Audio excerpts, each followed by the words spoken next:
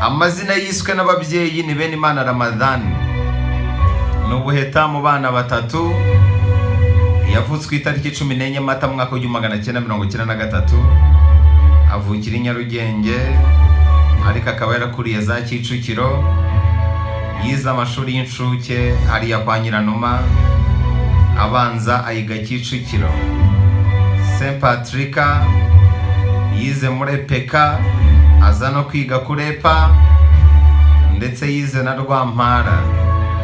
Ayisumbuye yize Kicukiro, yize ku kigo cyitwa GSK, nyuma yiga ubwubatsi muri ETAC. Yaje kugera muri kaminuza yiga ubwubatsi ntiyaburangiza neza, ariko nyuma komereza mu bindi ari nabyo yaboneyeho bachelor's degree. Gusa arashaka gukomeza mu gufata amasomo ku bijyanye na sinema. Bamenya yiyizi aba muri sinema kuva akiri muto. Yakuriye mu itorero ryo kubyina, hari n'iryitwa Uburiza yabereye umuyobozi. Ari mu Buriza yanabifatanyanga no gukina ikinamico. Nyuma yarakomeje biza kumuha amahirwe yo gutoranywa gukina filime. Yatangiriye muri groupe Abasare aho bakinaga ikinamico zitandukanye. Nyuma rero wari ubayoboye Habyarimana Charire atangiza filime, ari nabwo yahamagayemo Bamenya, atangira gukina filime gutyo. Yamenyekanye muri filime bakoze nka Kigali si Kigoma, akomeza mu zindi nka Nkuba. Yakinnye muri Bazumirwa kugeza ubwo akoze filime ye ayita Bamenya, ikabica kuri YouTube n'ubundi yitwa Bamenya series. Uretse ko anakina mu zindi filime zirimo nka Citimed, yabaye umunyamakuru kuri Flash TV, yabaye umukinnyi w'umupira w'amaguru, ashobora kuvugira inka, yayoboye imihango y'ubukwe, aririmba gakondo, afite impano nyinshi cyane. Abifuje rero ko nabagezaho ijambo ryahindura ubuzima yavuze, uyu munsi ni wo wanyu. Buri wa kane kenshi ngaruka ku bantu ba hano i Rwanda. Wari utahiwe rero yari Benimana Ramadhan, yatubwiye amagambo akomeye. Yaravuze ngo buri muntu aba agomba guhagarara aho abasha kubona inyenyeri ye. Gusa hari igihe uhagaze mu nyenyeri itari yawe. Niyo mpamvu bibaye byiza wajya uhora ushakisha aho inyenyeri yawe iri. Ikizakubwira ko uri mu nyenyeri itari yawe ni cya gihe ibyo ukora bitabyara umusaruro. Impamvu ibyo ukora bitabyara umusaruro, uhagaze mu nyenyeri itari yawe. Iyo ugeze aho inyenyeri yawe iri, ako kanya ihita ikumurikira, ntabwo bitinda. Hari igihe rero uhagarara mu nyenyeri itari yawe, ukamara imyaka n'imyaka witotombera ubuzima, kandi ikibazo ari wowe uhagaze ahantu utagakwiye kuba uri. Gusa nanone hari igihe bibaho kuhagarara mu nyenyeri itari yawe, ukaba uhagumye kugira ngo urebe uko inyenyeri z'abandi zibamurikira. Bikagufasha rero kumenya uko uzitwara umunsi wahagaze mu nyenyeri yawe. Yaravuze ngo ibanga ryo gukabya inzozi ni ugukora cyane.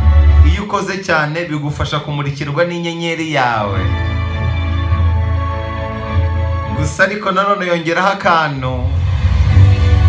Yaravuze ngo ushobora kuvunikira mu nyenyeri z'abandi, ariko bigagufasha kuba mu nyenyeri yawe. Ni hahandi ushobora gutangira ukora akazi udakunda,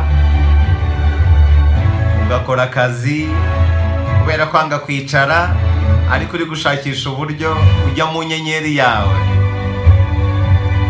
Bamenya arakubwira ngo nawe ugera mu nyenyeri ye atabanje guca mu nyenyeri z'abandi. Yavuze ijambo rikomeye ngo iteka ryose icyo umuntu agushakira kiba kimwubaka. Umuntu wese ugushaka nuko umwubaka mu buryo bumwe cyangwa ubundi. Mbere yuko rero ukora ibyo abandi bagushakira, ugomba kubanza ukamenya icyo ushaka, akaba ari cyo ukora mbere yo gukora ibyo abandi bagushakira. Uzi icyo ashaka nicyo akomeza gukurikira. Uyu mugabo yaravuze ngo ubuzima ni wowe, uretse ko hari n'abazima bakiriho, ubuzima ni igihe umuntu aba abayemo cyo kugira ngo yimurike agaragaze uwo ari we. Iyo wibuze uwo uri we nta buzima uba ufite. Ubuzima rero ni wowe ubwawe. Iyo udahari nta buzima buba buriho kuri wowe. Gusa ubuzima ni igice umuntu anyuramo kugira ngo abashe kwimurikira.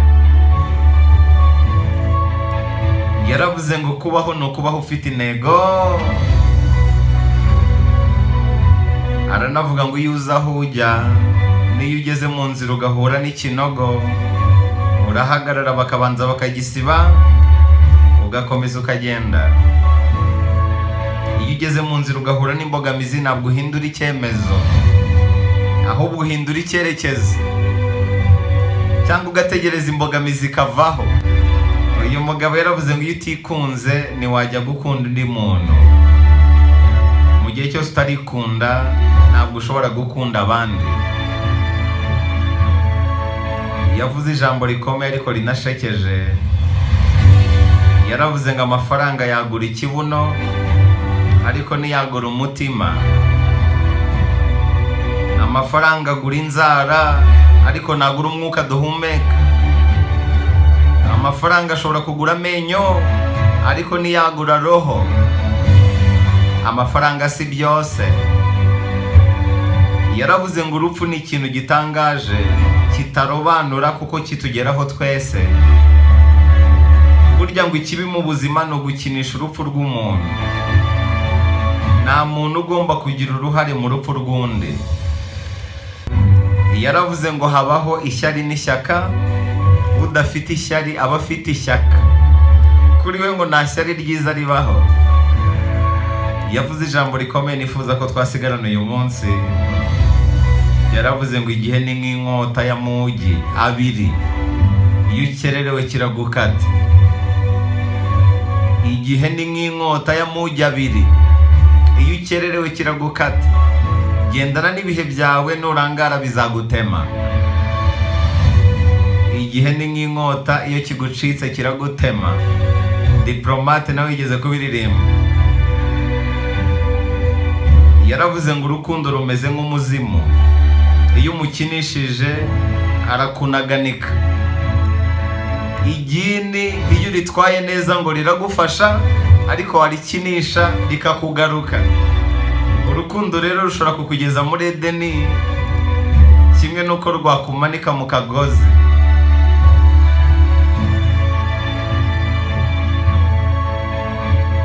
Uyu mugabo yaravuze ngo urugo ni nk'inyenyeri, iyo urebye nabi inyenyeri irimuka ikajya kwa nyirayo. Nk'uko inyenyeri zitanganya urumuri, ni nako n'ingo zidashobora gusa. Buri rugo rwubakwa ukwarwo, amahame yarwo, ibyishimo byarwo. Nta rugo rusa n'urundi.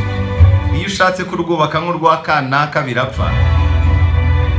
Ingo z'iyi minsi rero zubatse ku musenyi kubera gushaka kuzubaka bagendeye kuz'abandi.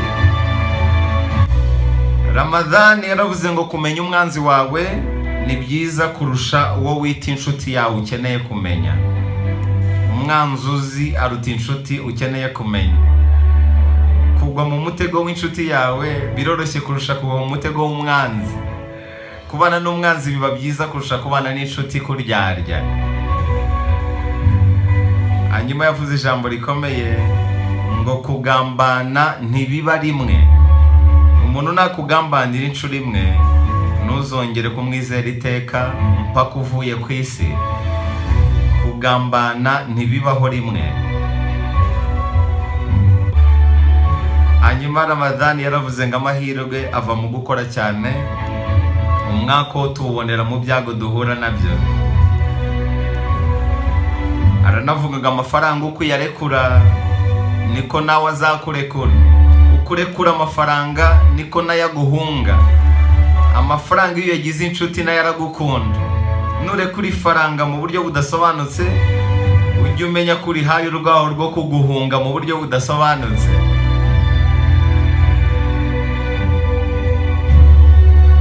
Ramadhani yavuze ijambo rikomeye ngo Imana iducungira ku kantu gato cyane, roho n'umwuka. ibindi byose dufite ntacyo bivuze imbere y'Imana.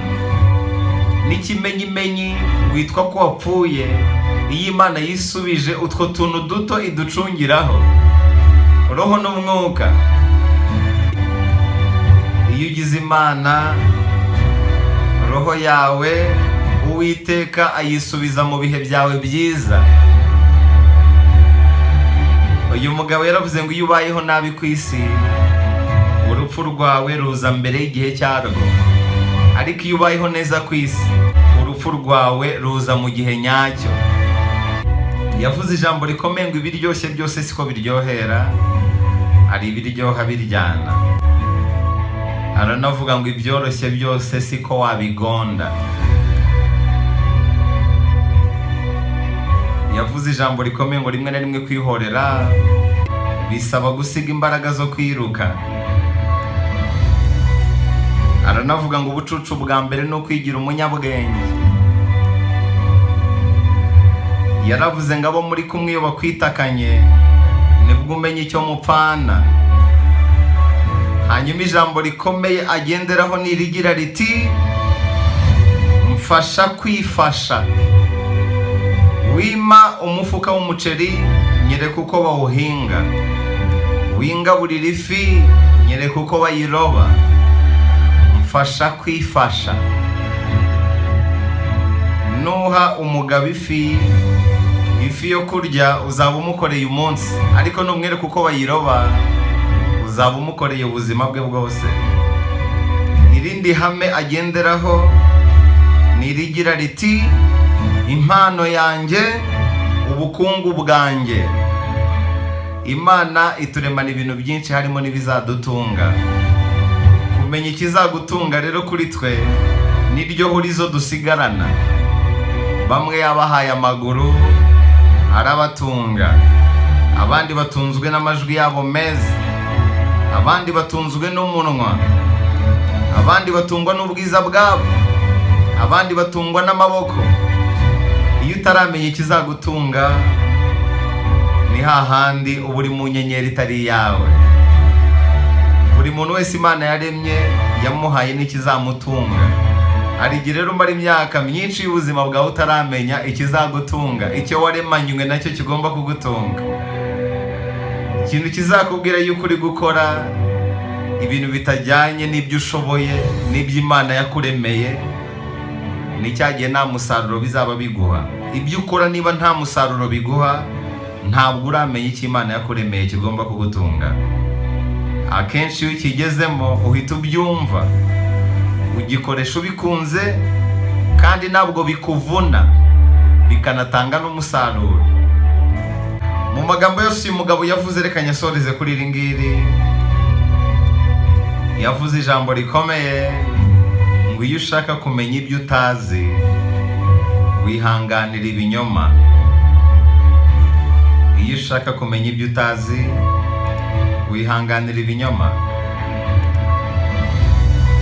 Aya magambo rero nayavuzwe na Benimana Ramadhan aka Bamenya. Iri jambo ryagucitse duhurire kuri YouTube channel _TV.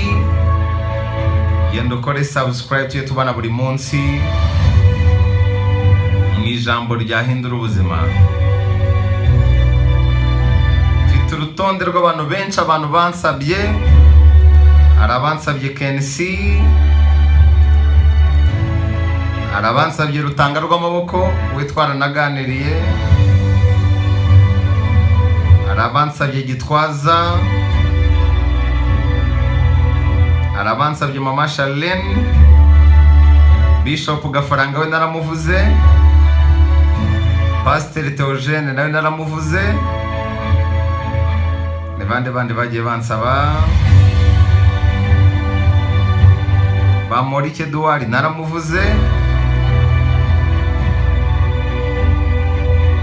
n'abandi nzangenda bazana gahoro. Nubwo duhora tuvuga abanyamahanga, ariko na hano iwacu hari abazwi bashobora kuduha ijambo ryahindura ubuzima.